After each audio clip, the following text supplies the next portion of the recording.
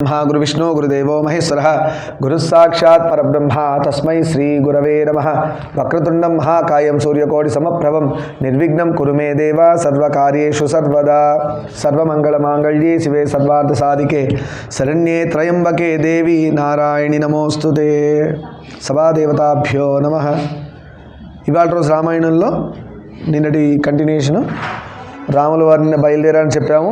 ప్రజలందరూ తమ మొద్దు నిద్రలు తామే నిందించుకుంటూ తిరిగి మళ్ళీ అయోధ్యకి వెళ్ళిపోయారని చెప్పుకున్నాం మనం కదా. రామాయణంలో నవ్వడానికి ఏం లేదు, ఉన్న సిచ్యువేషన్ నవ్వే విధంగా లేదు. నవ్వితే మాత్రం ఇంపోజిషన్ ఇస్తాం. అర్థమైంది. రాముడు వెళ్తున్నా అంటే నవ్వడానికి ఏం లేదు కదా. అక్కడ రాముడు అడవికి వెళ్తున్నారని ప్రజలే ఏడుస్తున్నారు ప్రాణాలు పోయేటట్టుగా. మనం నవ్వాల్సిన అవసరం ఇక్కడ లేదు. సంఘటన అది కాదు. రథం వేదశ్రుతి, గోమతి, సనందికా నదులను దాటింది. ఆ నదుల పక్క నుంచి వెళ్తుంది రథం. కోసల దేశపు పొలిమేరకు చేరుకుంది. ఇంకా బార్డర్కి వచ్చేసారు. కోసల దేశానికి కదా అయోధ్య రాజధాని. ఆ కోసల దేశం బార్డర్కి వచ్చారంటే ఇక దాటేస్తే కోసలు వేరే రాజ్యంలోకి వెళ్ళిపోతారు. ఇక్కడి నుండి అయోధ్య వైపుగా తిరిగి శ్రీరాముడు నమస్కరించాడు. ఈ లక్షణం ఒకటి చాలా ఇంపార్టెంట్. రాముల వారు అయోధ్య సైడ్ తిరిగి దండం పెట్టారు. ఎందుకు అంటే మన ఇల్లు చూసారు ఎప్పుడైనా, ఇల్లు గృహప్రవేశం చేసేవాడు పూజలు చేయిస్తారు. అది ఇల్లుడి కూడా వాస్తు పురుషుడు ఆవహించుంటాడు ఇల్లుని. అలానే అయోధ్యని కూడా రాముల వారు తల్లిగా భావించారు కదా. మనం ఏం చెప్పుకున్నాం ఫస్ట్లో, అయోధ్య తనని తాను అలంకరించుకుంది అని చెప్పుకున్నాం కదా. అవునా కదా. అలా రాముడు అయోధ్య వైపు తిరిగి దండం పెట్టాడు అంటే మనం కూడా ఎప్పుడైనా ఇంట్లోంచి ఊరికి వెళ్తున్నా, ఎక్కడికైనా వెళ్తున్నా మన ఇంటి గేటు దాటి బయటికి వెళ్ళగానే ఇంటి వైపు తిరిగి దండం పెట్టి పోవాలి. అలాంటి వాడికి అపమృత్యువు రాదు. వాడి జాతకంలో చావు లేదు, కానీ చావు వస్తుంది కొంతమందికి. లేదంటే పెద్ద పెద్ద యాక్సిడెంట్లు అయిపోతుంటాయి, ఘోరమైన ఇబ్బందులు కలుగుతుంటాయి. అలాంటివి జరగకుండా ఉండాలంటే ఎప్పుడైనా బయటికి వెళ్ళాం. నేనైతే రోజు ఎప్పుడు వెళ్ళినా కూడా ఇంకా నా టైం బ్యాడ్ ఉండి ఎప్పుడో రావాల్సినది వచ్చిందంటే అది వేరు. బట్ నాకు తెలియకుండా నా ఇంట్లో ఉన్న దేవతలు, నా ఇల్లు అవన్నీ నన్ను కాపాడుతున్నాయి నాకు వచ్చే కష్టాల నుంచి. నేను రోజు ఏంటంటే ఇప్పుడు ఇంకా డిసిప్లిన్గా, ఇంకా స్ట్రిక్ట్గా బయటికి ఎక్కడికి వెళ్ళినా కూడా, ఈ పక్కన ఉన్న షాపులకు పోయినా కూడా నా బండి స్టార్ట్ చేసి ఇటు తిరిగి ఇంటి వైపు దండం పెట్టేసి వెళ్ళిపోతాం. లక్కీగా మా ఇంటి ముందు వినాయకుడు కూడా ఉన్నాడు కాబట్టి స్వామి పర్మిషన్ తీసుకొని వెళ్తాను. స్వామి నేను ఇంటికి జాగ్రత్తగా వచ్చేటట్టు చూడు అని అర్థం. అలా చెయ్యండి. ఇవేదో పనికిరాని ముచ్చట్టు నేను టైం వేస్ట్ చేసుకొని మీతో డిస్కస్ చేయట్లేదు, అంత అవసరం నాకు లేదు. అది రికార్డ్ చేయాల్సిన అవసరం అసలే లేదు. పనికిరాని ముచ్చట్లకి అందరికీ పనికొస్తాయి కాబట్టి ఆన్ రికార్డ్ పెడుతున్నాము. నా పిల్లలు ఎక్కడెక్కడో ఉన్నారు సెటిల్ అయ్యి, వాళ్ళ కోసమని ఆన్ రికార్డ్ చేస్తున్నాము. లేదంటే ఇది కూడా అవసరం లేదు. ఇవి పనికిరాని ముచ్చట్టు కాదు. చాలామంది ఇంప్లిమెంట్ చేసి డెవలప్ అవుతున్న వాళ్ళు, ఇంప్రూవ్ అవుతున్న వాళ్ళు. రామాయణం గ్రేట్నెస్ ఏంటంటే మనిషికి ఏం కావాలో అన్నీ రామాయణంలో ఉన్నాయి. మనిషికి ఏం కావాలో అన్నీ భగవద్గీతలో కూడా ఉన్నాయి. మనం దాన్ని సరిగ్గా అర్థం చేసుకోలేకపోతున్నాం. అదే అంటున్నారు కదా, భగవద్గీత పిల్లల సబ్జెక్ట్ అన్నట్టుగా మాట్లాడుతూ ఉంటారు. పిల్లల సబ్జెక్ట్ కాదు అది. భగవద్గీత నిజంగానే పిల్లలే నేర్చుకుంటారు. పెద్దవాళ్ళు రాని వాళ్ళు ఎందుకు నేర్చుకోరు? పెద్దవాళ్ళకి చాలామంది భగవద్గీత రాదు. ఎందుకు నేర్చుకోరు? నేర్పించేవాళ్ళు చాలామంది ఉన్నారు. మా ఏజ్ ఉందిరా, 40 దాటిపోయింది, ఇంకేం నేర్చుకుంటావు? మరి 40 ఏళ్ళు దాటాక నువ్వు చేయాల్సిన పనులని చేస్తున్నావు కదా, చేయకూడని పనులు కూడా చేస్తున్నావు కదా. అసలు మ్యాండేటరీ సబ్జెక్టు భగవద్గీత. అది వదిలేసి దిక్కుమాల పనులన్నిటికీ మాత్రం నీకు ఓపిక ఉంది.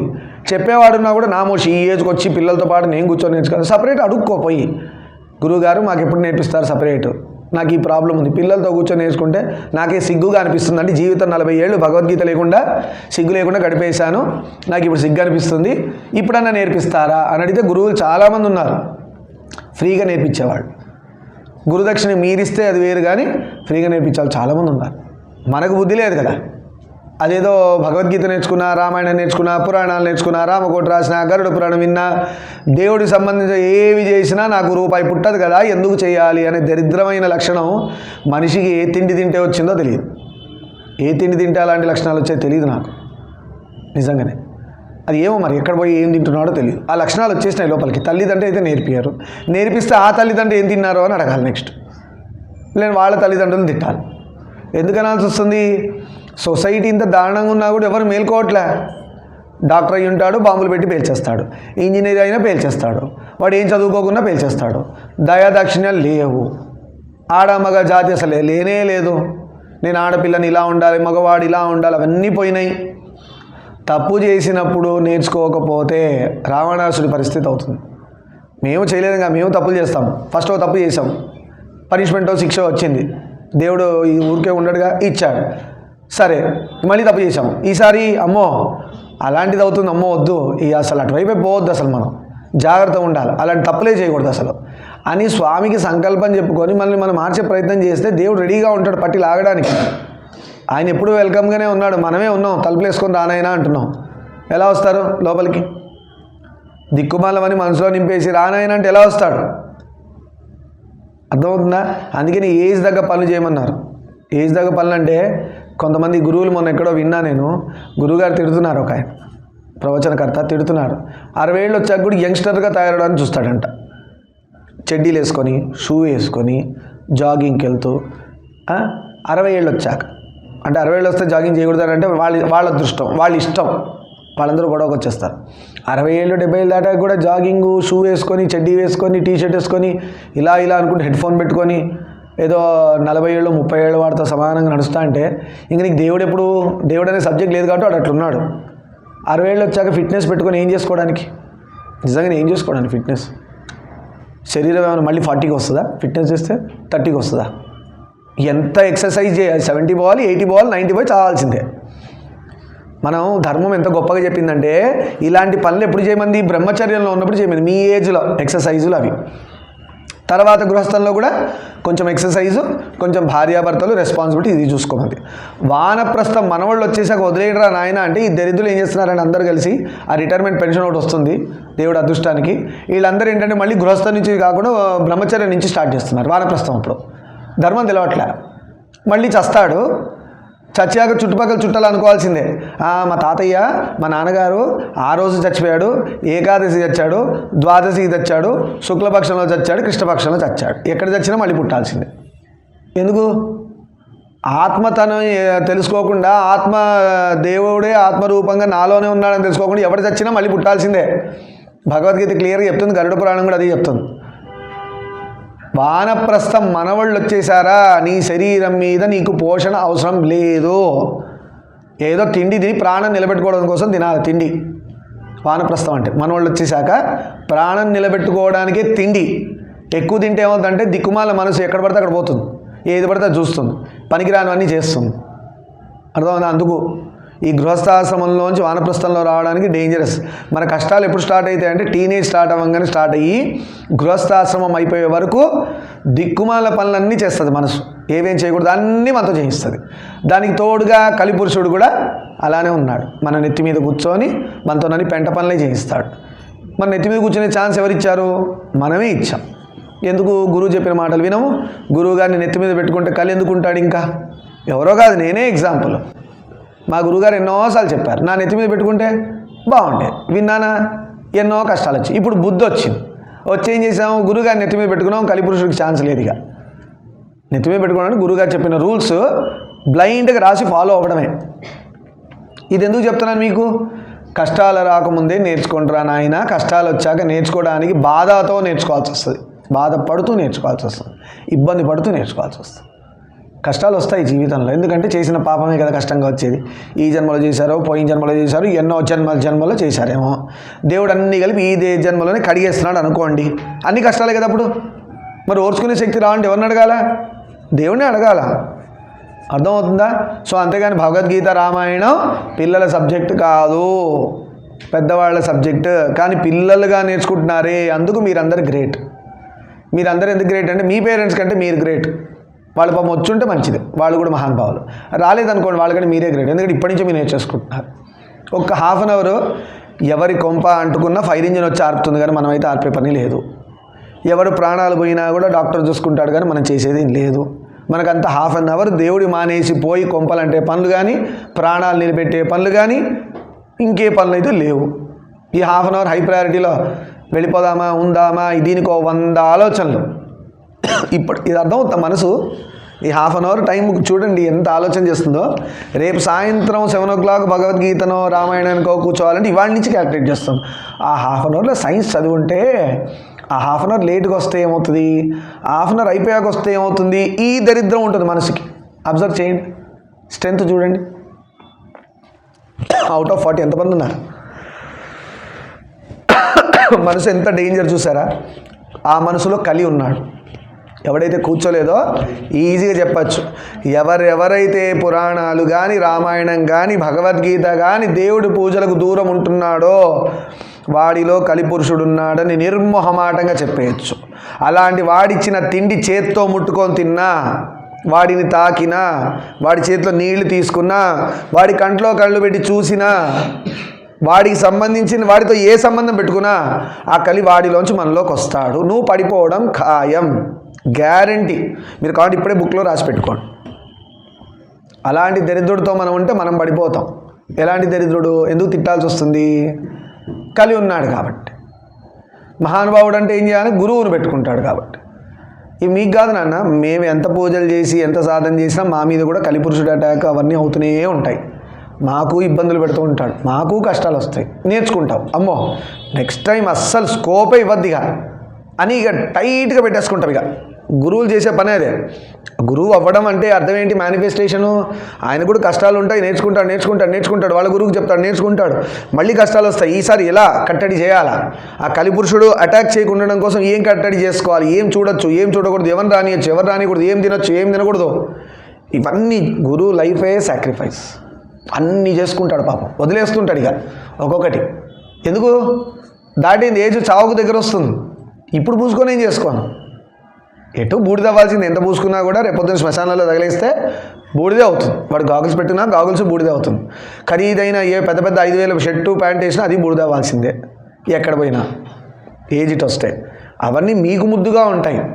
బ్రహ్మచర్య ఆశ్రమంలో గృహస్థుల్లో బాగా లైఫ్ని మంచిగా ఎంజాయ్ చేయండి. భగవంతుడిని పట్టుకొని ఎంజాయ్ చేయండి.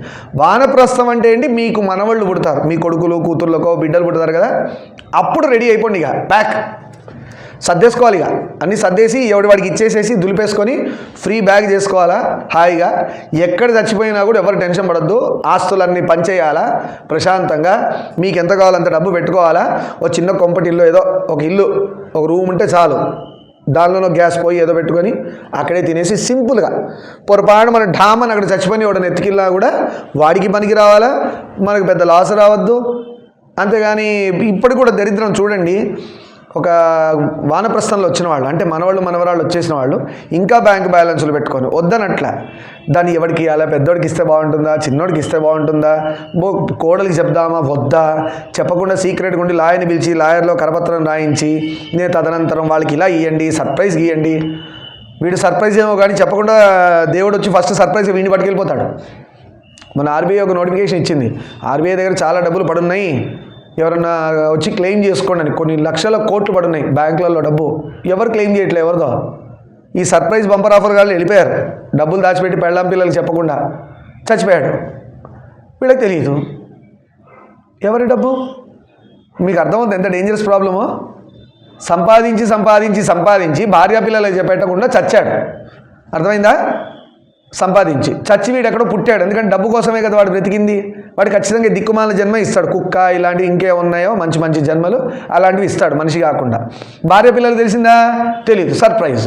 ఈ డబ్బు పోని వచ్చిందా? రాలే. వీళ్ళు కష్టపడి అంత సంపాదించిన డబ్బు ఏమో బ్యాంకు పాలు. అదే పద్యం ఉంది కదా, దొంగల పాలు అని చెప్తారు. అర్థమైందా? అలా బ్యాంకు పాలు అది తెలియదు, వీళ్ళకి తెలియదు. వీళ్ళు కష్టపడి వీడు కూడా సంపాదించి వీడు పోతాడు, వాడు పోయాడు. కింద ఉన్న పిల్లలు ఇదే నేర్చుకొని వాడు పోతాడు. ఇదా నేర్పించేది. క్లియర్గా ధర్మం చెప్తుంది. బ్రహ్మచర్యం గృహస్థం వానప్రస్థంలో పండడం కనుక ఇంకా ఇబ్బంది అవుతే సన్యాసంలోకి మూవ్ అయిపోవాలా. మనం గేట్లు వేసేయాలా. మనమే. ఎవరో వచ్చి వేస్తారు గేట్లు, దేవుడు నా కోసం. అది కూడా భ్రమే. ఇప్పుడు నేను ఒక ఆంజనేయ స్వామి గుడిని బట్టి నమ్ముకున్నాను అనుకోండి, ఎగ్జాంపుల్. జీవితాంతం దాని చుట్టే చక్కర్లు కొడితే నాకు దేవుడు ఏం అవ్వదు, పుణ్యం వస్తుంది, మళ్ళీ జన్మ వస్తుంది. మోక్షం అంటే ఏంటి? ఈ దీనిలోంచి కూడా బయటికి రావాలా. అంటే ఎవరు? ఆంజనేయ స్వామి అక్కడ కాదు, నాలో ఉన్నాడు, నా ఆత్మగా ఉన్నాడు, నా ఆత్మనే ఆంజనేయ స్వామి అని కూర్చొని ఇక్కడ ధ్యానావస్థలో ఆయన్ని ఇక్కడ చూసుకోగలగాల. ఈ శరీరం ఏం కాదు, ఆ హనుమంతుడు నేనే ఒకటే, నాలో ఉన్న హనుమంతుడు ఆత్మస్వరూపంగా ఉన్నాడు అని తెలుసుకున్న రోజు అయిపోయింది, క్లోజ్, అకౌంట్ క్లోజ్. లేదంటే ఏమవుతుంది? గుడి చుట్టూ తిరగడం, పుణ్యం చేసుకోవడం, మళ్ళీ జన్మ రావడం, పాపం చేయడం, ఆ పాపానికి మళ్ళీ జన్మ రావడం, మళ్ళీ జన్మకి ఎవడో గురువు దొరికితే పుణ్యం చేసుకోవడం, మళ్ళీ పాపం చేయడం, పుట్టడం, చావడం. దోమలు బెటర్ మనిషి కంటే. 1 రోజు 2 రోజుల నుండి చచ్చిపోతాయి అంటారు, 2-3 రోజులు వాటి లైఫ్. మా అంటే 1 వీక్ చచ్చిపోతాయి. అవి మనం ఇన్నేళ్ళు సావాలి, ఎన్నేళ్ళు 50 ఏళ్ళో 70 ఏళ్ళో బ్రతుకుతాం కదా. అంత స్వర్గంలాగా ఉందా మనకి ఏమైనా బాట అంతా? మీ చదువులు చూస్తేనే తెలిసిపోతుంది కదా, ఇది ఎక్కడ నరకంరా నాయన, ఈ ప్రెషర్ ఏంది, ఈ టార్గెట్లు ఏంది, 90% ఏంది, 100% ఏంది, అసలు ఏమొస్తున్నాయి. కాలేజ్ వాడికి మాత్రం డబ్బులు వస్తున్నాయి, మాకు బీపీలు షుగర్లు వస్తున్నాయి పేరెంట్స్కి, మీకు డిప్రెషన్లు వస్తున్నాయి. ఏంది చదువు ఇదా? మీకు అర్థమవుతుంది ఎన్ని కష్టాలు ఉన్నాయో? అన్ని కష్టాలే మనిషి జన్మే. సరే, అక్కడి నుంచి బయటకు వచ్చేద్దాం. ముందుకు సాగుతూ గంగా తీరానికి చేరుకున్నారమ్మయ్య. గంగా అనే శబ్దమే చల్లదనం. ఇప్పుడు మనందరం ఇంత మాట్లాడాం కదా, మనకు కూడా చల్లగా అవ్వాలని, బుర్ర నాది కూడా చల్లగా అవ్వాలని గంగా అనే పేరు వచ్చింది. గంగా అనుకుంటే పవిత్రం అయిపోయినట్టే, స్నానం చేసినట్టే. మీరు అంటే రోజు కాలేజీ చలికాలం స్నానం చేయకుండా గంగా అనుకోపోతాను కాదు నాన్న, గబ్బు వస్తుంది, పుణ్యం రావడం. కానీ అది ఎవరికి చెప్పారు అంటే శారీరకంగా ఇబ్బందులు ఉంటాయి, జ్వరం ఉంది, ఇబ్బందులు ఉన్నాయి, చేయలేరు, చేసే పరిస్థితులు లేరు, అప్పుడు కుడి చెవుని పట్టుకుంటే దేవుడు మనకు అన్నీ పెట్టాడు లోపలే. మన కుడి చెవులో ఒక డ్రాప్ ఆఫ్ గంగా వాటర్ ఎప్పుడూ ఉంటుంది. అది కూడా రామాయణంలోనే చెప్పబడ్డది. అర్థమైందా? మనం ముందు చాప్టర్లో నేర్చేసుకున్నాం. అది జాహ్నవి అని చెప్పుకున్నాం కదా, జహ్ను మహర్షి యొక్క చెవిలోంచి బయటకు వచ్చినప్పుడు. అలా అందుకనే తుమ్మంగానే ఎప్పుడైనా గంగా గంగా అనుకుంటారు. అపవిత్రమయ్యారు, ఆవలింత వస్తున్న శాస్త్రం ఎంత చెప్పిందంటే తుమ్మినా స్నానం చేయాలంటే, దగ్గినా స్నానం చేయాలి, ఆవలింత వచ్చినప్పుడు స్నానం చేయాలంట. కుదురుతుందా? మనకి స్నానాలు? జలుబు చేసి చచ్చిపోతాం వెంటనే, మనకు అన్నిసార్లు ఆవలింత వస్తుంది. తుమ్ము దగ్గు వచ్చినా కూడా స్నానం చేయాలంట. అవుతుందా? అందుకు కదా స్వామి అన్నిసార్లు చేస్తే నా పని అయిపోతుంది, స్వామి గంగా గంగా గంగా. లేదు, రెండో శబ్దం పుండరీకాక్ష. పుండరీకాక్ష ఓం పుండరీకాక్షాయ నమః అలా చెప్పుకోవాలి, విష్ణునామం. సరే, ఇవన్నీ నోట్ చేసి పెట్టుకోండి, పనికొస్తాయి. ప్రసాదాలు ఇచ్చినప్పుడు, నైవేద్యాలు ఏమైనా ఇచ్చినా, దేవుడికి సంబంధించిన ఇస్తుంటే, నేను నాన్ వెజ్ తినొచ్చినా, కాళ్ళు తిన్నా, చేతులు తిన్నా, పురకాయ తిన్నా, గుండెకాయ తిన్నా అని చెప్పకుండా, తిన్నదానికి ఒక 4 గంటలు దాటేస్తే అది ఇంకేదోగా మారిపోయింది ఆల్రెడీ. ఇంటెస్టైన్లో ఏదో పనికిరాని చెత్త అంత ఉంటుంది కదా, దానిగా మారిపోయింది. మీరు దాన్ని మళ్ళీ డిక్లేర్ చేయక్కలే అది తిన్నా ఇది తిన్నా అని. గంగా గంగా గంగా. లేదు, ఇలాంటి ప్రదేశాలకు వస్తే ఖచ్చితంగా ఏదో ప్రసాదం గురుగారి దగ్గర సార్ దగ్గరకు వస్తుంటుంది కాబట్టి స్నానం చేసి వచ్చేయండి. కుదరదా? నీళ్లు చల్లుకొని కనీసం కాళ్ళను కడుక్కొని గంగా గంగా పుండరీకాక్ష అనుకుని రండి. ఇలా చేయండి. అంతేగాని చాలా తెలివిగా ఏం చేస్తారంటే, నేను నాన్ వెజ్ తిన్నా అందుకే ప్రసాదం తీసుకోనని చెప్తాను. నీ కర్మరా బాబు అనాల. శవాలు తినేసి పుణ్యం వచ్చేదాన్ని వదిలేసాం. శవాలు తిని లోపలేసాం. శవాలు అంటారు కదా, చచ్చిందాన్ని తింటే ఏమంటారు? శవాలు తిన్నాడు, అది అపవిత్రం అయిపోయింది. ప్రసాదం, స్వామి తిన్న ప్రసాదం దగ్గరకు వస్తే శవాన్ని తిన్నోడు ఏమంటున్నాడు? వద్దు స్వామి, నేను నాన్ వెజ్ తిన్నా, ఇవాళ శవం తిన్నాను, సో నాన్ వెజ్ తిన్నాను చెప్పదు, శవం తిన్నాను, సో అందుకే ప్రసాదం వద్దని చెప్పాలి. నీకు ఎట్లా కలిసి వస్తుంది చెప్పండి? ఎట్లా కలిసి వస్తుంది? శవాలు తినద్దనంటే తినండి, అన్ని శవాలు ఎరుకొని తినండి, అదేం ప్రాబ్లం లేదు, ఏది కావాలంటే. దేవుడి ప్రసాదం ఎందుకు వద్దంటున్నారు? కలియుగంలో మనం చేసేదే తక్కువ, గుడికి పోయే ప్రసక్తే లేదు, ఇట్లాంటి వినేదే లేదు, ప్రదక్షిణాలు చేసేది లేదు, రామ అనేది లేదు. ఎవడో పాపం ఖర్చు పెట్టి అంత చేసి, వాడు ఎక్కడో తీర్థయాత్రలు పోయి అంత ఖర్చు చేసుకొని మన నోటి దాకి ఇలా వస్తే ప్రసాదం మనం నో అంటున్నాం. ఇంకా దౌర్భాగ్యం చెప్పనా? ఏకాదశి ఉన్నానండి వాళ్ళు, నేను ప్రసాదం తిన్ను. ద్వాదశి ఉన్నానండి, తిన్ను. శివరాత్రి అండి, ప్రసాదం తిన్ను. శివరాత్రి ఎందుకున్నావు చెప్పు అసలు ఫస్ట్? ఏకాదశి ఎందుకున్నావు? ఏకాదశి ఉంటే ఆ పుణ్యమే దేవుడి ప్రసాదం కదా. మనం చేసుకున్న పుణ్యం ఏమవుతుంది? దేవుడి ప్రసాదం అంటున్నాం. అదే ప్రసాదం పులిహారకు వస్తే తినడానికి దొబ్బడైంది.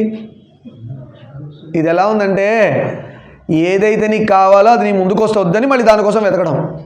నీకు ఏది కావాలో నీ ముందుకు వచ్చింది, దేవుడు సంతోషించి ఇచ్చాడు, నువ్వు అది వద్దని ఏం చేస్తున్నావు? మళ్ళీ దాన్నే వెతకడానికి పోతున్నావు. మూర్ఖుడా అని తిట్టాలి. దేవుడి ప్రసాదం ఎప్పుడు కూడా నో అనద్దు. వాడికి అక్కడే బ్యాడ్ లక్ స్టార్ట్ అయిపోయిందని అర్థం. అయ్యప్ప దీక్షలో కూడా స్వాములదే తప్పు చేస్తున్నారు. అయ్యప్ప దీక్షలో ఏకభుక్తం అనగానే అన్నమైంది కదా, అన్నప్రసాదం ఏకభుక్తం. అయ్యప్ప స్వామి దీక్షలు అందరూ తెలుసు కదా, ఏకభుక్తం, అన్నం ఒకసారి తింటారు. ప్రసాదం పెడితే నేను రైస్ తిన్నాను అంటారు. అది రైస్ కాదు, ప్రసాదం. అక్కడ ఏది పెట్టినా ప్రసాదం అంటారు. దాన్ని పులిహార పెట్టారు, దద్దోజనం పెట్టారు, చిత్రాన్నం పెట్టారు, రైస్ పెట్టారు అంటే మూర్ఖుడా, అది రైస్ కాదు, అది ప్రసాదం. ప్రసాదం మిరపకాయ ఇచ్చినప్పుడు ప్రసాదం అంటే దేవుడు తిన్నాడు కాబట్టి నువ్వు తినాలా? ప్రసాదం అంటారు దాన్ని, పులిహార అనరు, తినాలి ప్రసాదం. ఒక్కొక్కసారి మనం చూడండి ఇంకో మిస్టేక్ కూడా చేస్తుంటాం. దేవుడికి ఏమో తెల్లన్నం పెట్టేస్తాం, మనం తర్వాత బెల్లము అన్నీ కలుపుకొని మంచిగా తింటాం. తప్పైపోయింది, దోషం అయిపోయింది. బెల్లం పొంగల్ చేసుకొని తినద్దని అనట్లే. దేవుడికి నువ్వు రైస్ పెడితే ఆ రైస్ నువ్వు తినాలి ప్రసాదంగా. దేవుడికి ఉప్పు తక్కువైంది, ఇంకా బాగా చెప్తాను, దేవుడికి ఉప్పు తక్కువైంది. పులిహార ఏదో చేశారు, నైవేద్యం పెట్టారు, ఉప్పు తక్కువైంది. తినంగానే అరే ఉప్పు లేదురా అని కలుపుకొని తింటారు. నువ్వు మాత్రం ఉప్పు కలుపుకొని తింటావు, ఆయన మాత్రం చప్పన్నం పెట్టావా? నోరు మూసుకొని ఆ చప్పన్నమే తినాలి అందరూ. అర్థమైందా?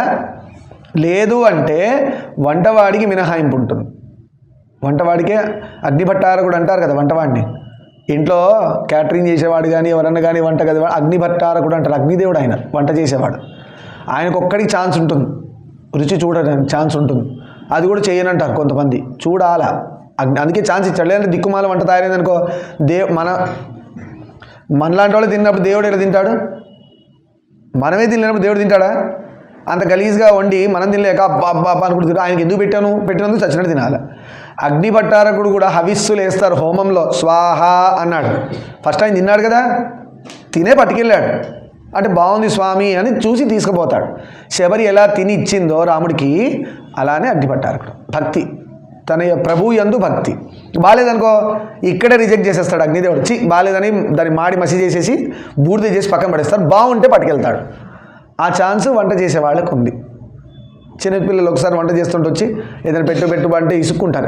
పోరా నీ పెట్టద్దు, దేవుడికి నైవేద్యం పెట్టాక పెట్టాడు, పోయింది, పుణ్యం పోయింది అక్కడే. చిన్నపిల్లల్లోనే దేవుడు ఉన్నాడు. నువ్వు ఎవడైతే వినాయకుడికి పూజ చేస్తున్నావో, హనుమంతుడికి పూజ చేస్తున్నావో, రాముడికి పూజ చేస్తున్నావో, ఆ రాముడే నీ ఇంట్లోనే చిన్న బిడ్డగా వచ్చి అడిగాడు. లోపల లేడా ఆత్మలో అడిగాడు, నువ్వు ఎందుకు పెట్టావు?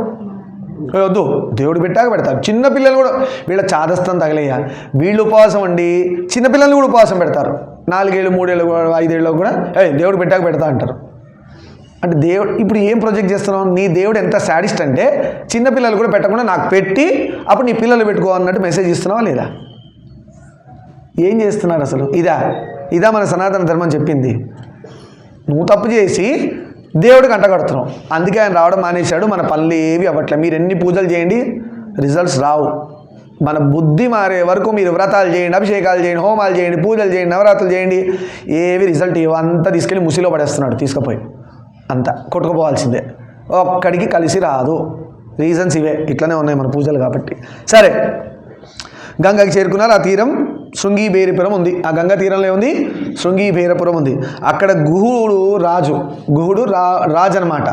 గుహుడికి అంతకుముందు రాముడికి పరిచయం లేదు. చూడండి, రాముడు వచ్చే ముందు ఎంత బాగా బాట వేసిందో. ఈ గుహుడు రాముడి కోసం తపస్సు చేస్తున్నాడు, రామదర్శనం కోసం. రాముడికి గూడు తెలీదు, గూడికి రాముడు తెలీదు. అంటే రాముడికి గూడు తెలియదు అని అనకూడదు, కానీ ఇక్కడ చెప్పాలి అట్లే, మనిషి కాబట్టి, రాముడు మనిషిగా వచ్చాడు కాబట్టి. ఈ గూడు రాముడి కోసం వెయిట్ చేస్తున్నాడు. ఏంటి అంటే తపస్సు చేస్తూ రామదర్శనం కావాలని. అతడు శ్రీరామ భక్తుడు.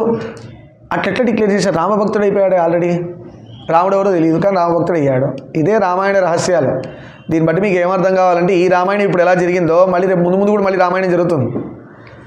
కలియుగం అయిపోయాక మళ్ళీ కృతయుగం, త్రేతాయుగం, ద్వాపరయుగం, మళ్ళీ కలియుగం, మళ్ళీ కృతయుగం, మళ్ళీ త్రేతాయుగం, ద్వాపరయుగం, కలియుగం. ఇలా మనం ఎన్ని కలియుగాలు దాటుకొని వచ్చామో, లేదంటే కృతయుగంలో పుట్టొచ్చామో, త్రేతాయుగంలో పుట్టాము, ద్వాపరయుగంలో పుట్టాము. మనం పుట్టు ఉండము, ఎందుకంటే ఉంటే మనకు జన్మ ఉండదుగా. కృష్ణుడిని చూసి రాముడిని చూస్తుంటే మనకు జన్మ ఉంటుందా? ఉండదు కదా. వాళ్ళనే పట్టుకొని వాళ్ళతో పాటు వెళ్ళిపోతాం. మనం అలా లేం కాబట్టే కదా ఇలా పుట్టాం.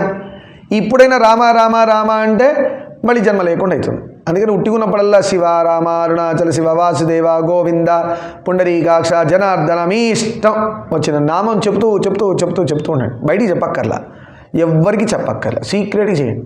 దిక్కుమాల పనులు ఎలా సీక్రెట్గా చేస్తామో మంచి పనులు ఇట్లా సీక్రెట్గా చేయాలి. ఆటోమేటిక్గా అది శక్తి మీకు వచ్చేస్తుంది.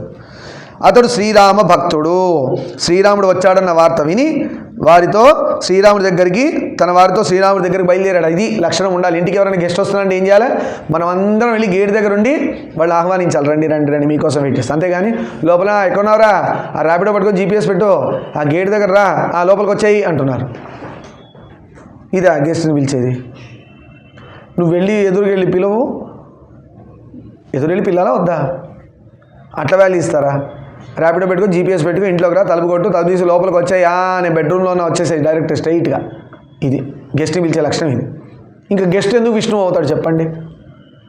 అవునాగా, అతిథి దేవో భవ, అతిథి విష్ణువుతో సమానం అన్నారు. అతిథి అనొద్దు, అభ్యాగతి అనాలి. అభ్యాగతి దేవో భవ అని. అతిథి అంటే పిలిచే వచ్చేవాడు, పిలిస్తే వచ్చేవాడు భగవంతుడు కాదు, పిలవకుండా వచ్చేవాడు భగవంతుడు. అది అభ్యాగతి దేవోభవ. శ్రీరాముడి దగ్గరకు బయలుదేరాడు. గుహుణ్ణి చూసి రాముడు లక్ష్మణుడితో పాటు ఎదురెళ్ళి కలుసుకున్నాడు. ఆ రాత్రి గుహుడి దగ్గరే ఆతిథ్యం తీసుకొని అక్కడే గడిపారు. మరునాడు శ్రీరాముడు ఆదేశం మేరకు గుహుడు నావను సిద్ధం చేశాడు. నావ రెడీ అయిపోయింది. గుహుడు ఇప్పుడు పడవలో ప్రయాణం చేయాలి. రథం వదిలేశారు అక్కడ. శ్రీరాముడు మర్రిపాలను తెప్పించాడు. మర్రిపాలు తెప్పించి వాటితో తనను లక్ష్మణులకు జడలను సిద్ధపరిచాడు. రామలక్ష్మణులు జటాధారులై సీతారామ లక్ష్మణులు పడవ ఎక్కారు. జటలు ధరించి మొత్తానికి పడవ ఎక్కారు. అవతలి తీరానికి తీసుకువెళ్ళాలని నావికులను సూచించాడు గుహుడు. గుహుడు చెప్పాడు, ఇంకా అవతలి తీరంలో వదిలేయండి, రాముల వారు అటువైపు వెళ్ళాలనుకున్నారు దండకారణ్యంలోకి అని. శ్రీరాముడు సుమంతుడికి గుహునికి వెళ్ళడానికి అనుమతి ఇచ్చాడు. ఇంకా వెళ్ళండి అని చెప్పాడు శ్రీరాముడు. ఎవరికి? సుమంతుడికి గుహుడికి వెళ్ళిరమ్మని అనుమతి ఇచ్చాడు. నావను ముందుకు సాగించవలసిందిగా నావికులను ఆదేశించాడు. నావను ముందుకు తీసుకెళ్ళండి అని చెప్పాడు. అని నావికులకి ఆదేశించాడు అని చెప్పి పడవలో ప్రయాణిస్తున్న శ్రీరాముల వారు అక్కడ శుభం పలుకుదాం. సర్వం శ్రీ ఉమామేశ్వర పాదారవిందార్పణమస్తు. లోకాన్ సమస్తాన్ సుఖినో భవంతు. శాంతి శాంతి శాంతి.